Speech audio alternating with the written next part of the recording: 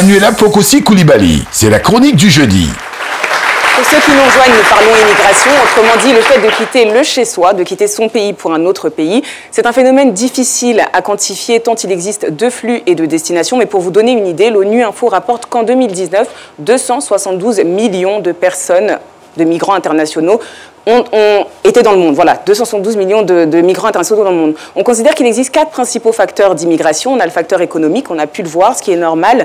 84% de l'économie mondiale est détenue par ce qu'on appelle les G20, autrement dit les 20 pays les plus riches au monde, et les 16% restants sont détenus par les 175 autres pays. Donc vous comprenez que la répartition des richesses étant inégale, il est normal de la rééquilibrer à travers ces flux migratoires. On a ensuite les facteurs politiques, le facteur éducationnel. Les mauvais systèmes éducatifs nourrissent le chômage, nuisent au développement des nations et donc forcément hypothèquent les perspectives d'avenir.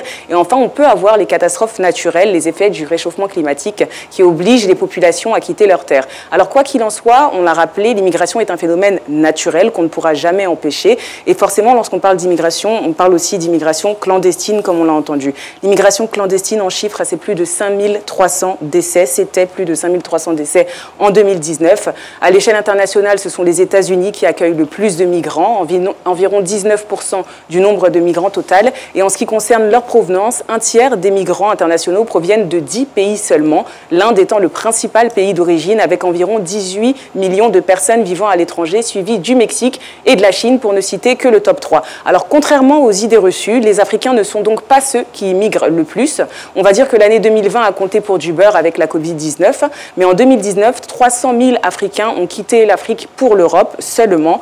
Seulement, l'un des itinéraires les plus meurtrier dans le monde est celui menant des côtes africaines aux îles Canaries en Espagne. Donc en résumé, on bouge beaucoup moins, nous Africains, mais on meurt beaucoup plus. Je voulais simplement conclure cette chronique en disant qu'on peut réussir chez nous. Il y a des modèles de réussite. Le temps me manque aujourd'hui pour vous les égrener, mais certainement pas les exemples.